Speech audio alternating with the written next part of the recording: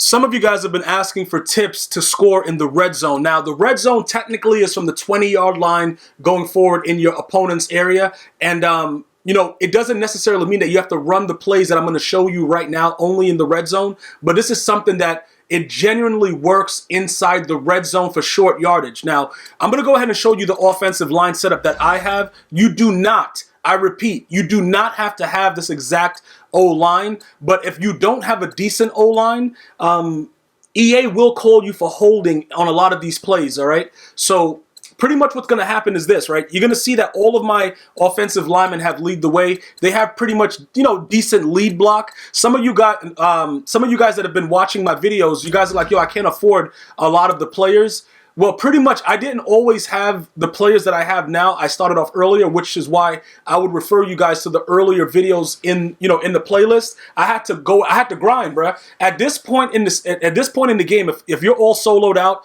or if you just don't have the means, you have no other way to really do no money spent. You know what I'm saying? You got to rely on solo battles, and you're going to have to be really good with that in order to get lucky with coins, or you're going to have to do weekend league and get lucky with pack openings in order to contribute to your team building. So it's nothing I can really do for you as far as that go. Now, when I'm talking to you about lead block, right?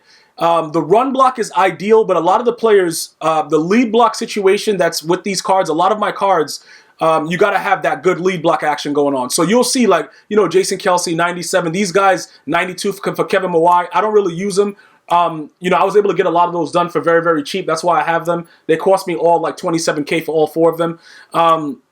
You'll see that these guys are high 90s, all right? But not only that, their run block power, their run block finesse is very high. So what happens is I'm going to jump into a solo battle game, and I'm going to go through some of the things that I do with them inside the red zone, all right? Because the glitch is pretty much, you got to be able to get away with it, all right? A lot of you guys have been seeing it done.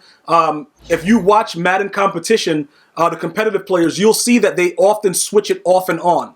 All right, they switch it off and on consistently. Like, they'll go to aggressive run blocking. They'll turn their running back on aggressive as well. That's one of the major keys that I see a lot of people are missing out on, because it is more likely than that you're going to fumble. But if your running back has a decent carry, even if he's hit stick into another dimension, he usually won't fumble.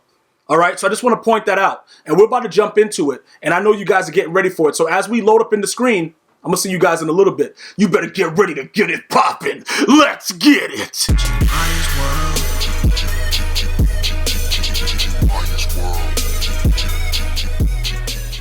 All right, so we are back right now. We're going to be loading it into this weekend league game, and we're going to see what's really good with it, all right? Now, I'm going to take you through some things to make you understand that you have to be... Look, when I do this against a CPU on Ultimate, I lab a lot of the defenses that I run in-game against the CPU first, because they cheat excessively, all right? And it's really wild the way they cheat. It's disgusting, but that's part of the game, and we have to be able to deal with it, all right? So listen, this is what it is, right? When you get inside the red zone, which a lot of us call the dead zone, right? Because you just can't get the ball into the end zone because the computer, well, not the computer, your opponent, he's running SAG-D, he's running weird things. When you do what I'm about to show you, it doesn't really matter what they do. All right, so we're going to just try to get the ball up the field. We're going to try to throw a streak. Let me see, what kind of D they run? What kind of D they running? Which side are we going? I'm going to throw it to Moss. Let's see what happens. We'll try to Moss this guy. Oh, look, what kind of D is that? Bro, look at the CPU. Look at him. You see how he's running? Bro, that's only going to happen when you play them on Ultimate. You see how everybody's just excessively OP?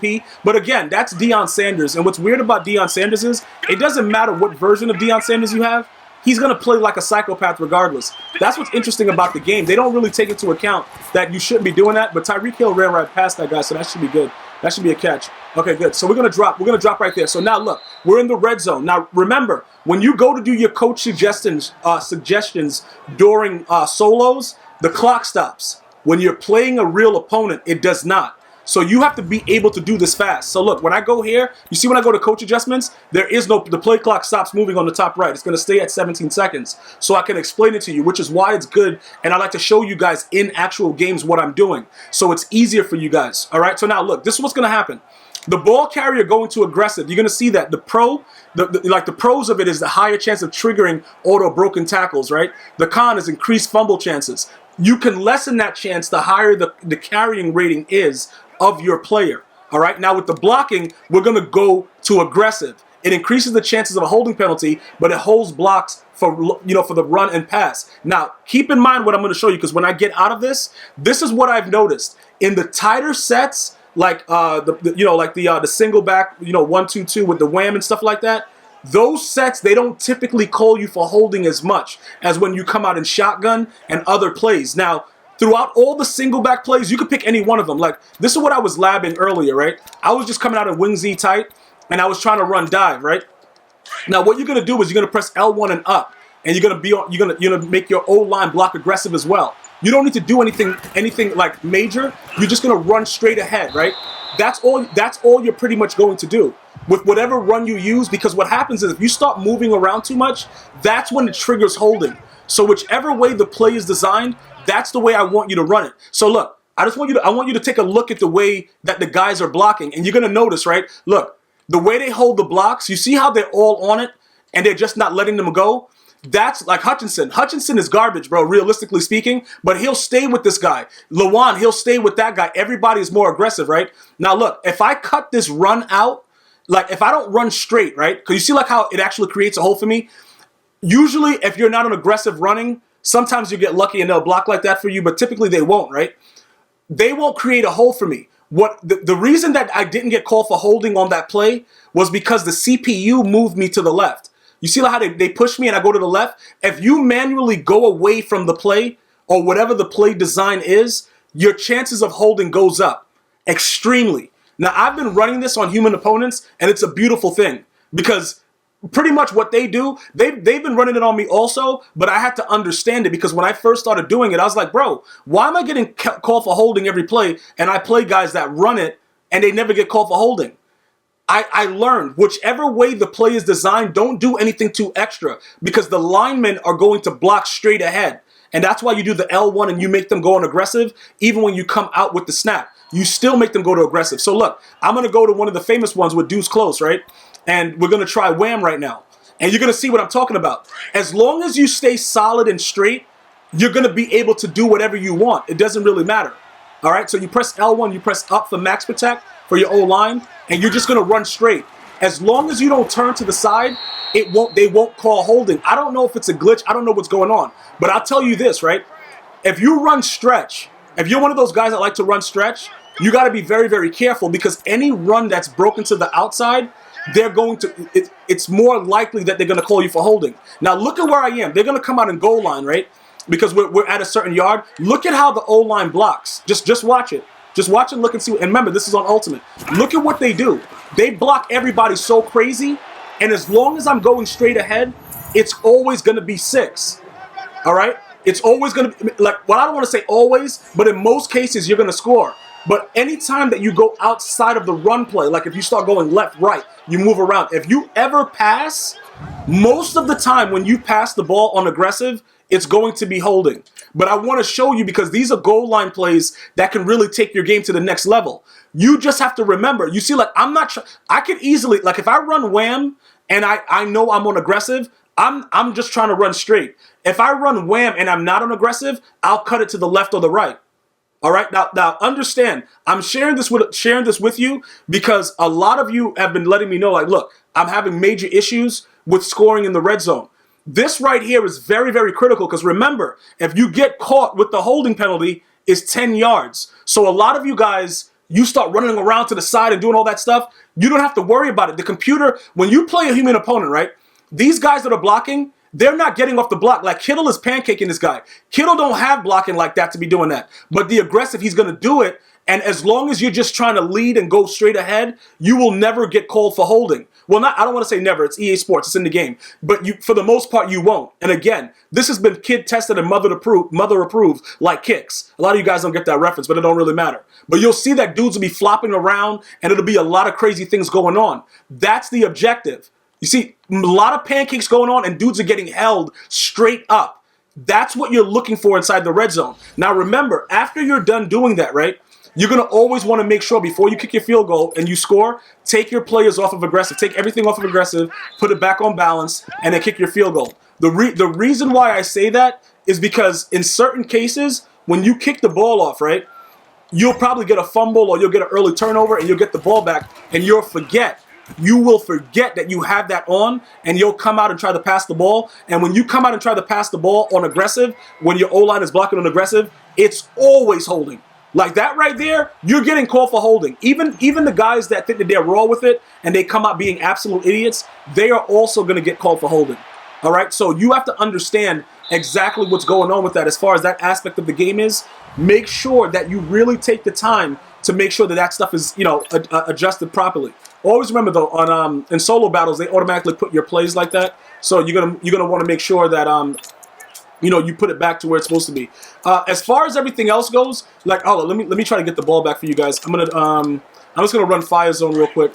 I'm gonna try to run Fire Zone and try to get the ball back and see what we can do. Why is Brian Dawkins in my game? All right, this might the CP. Why do I have Miller as a user linebacker right now? Okay, he's running the screen. He's running the screen, bro. Pick it. What are you doing, Paige? Why are you trying to pick the ball with your face, bro? You know what I'm saying, bro? Like, bro, dude, try to pick the ball with his face though. All right, so let's go ahead and do this.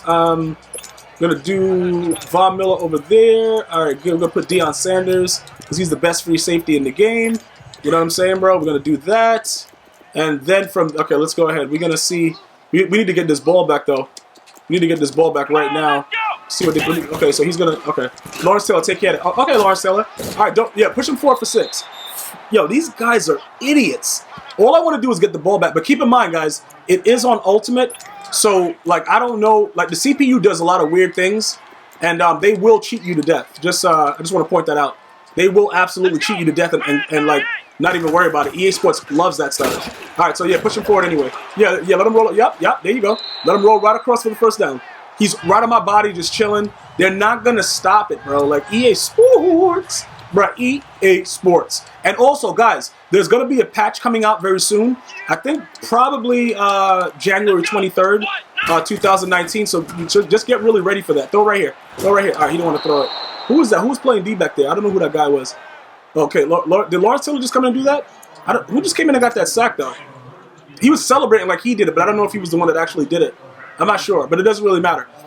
They are going to be patching the game, so again, I don't think that they're going to change that up because that's the secret to it, is just to run exactly the way the play is designed and don't go outside or inside or anything like that. That's pretty much what I've learned about it. Whichever way you've been actually doing it, it will make it better, just so you know that. Like, because a lot of people just didn't. Okay, all right, man. All right, yeah, stay on your feet. Yeah. Okay, man. Okay, good job.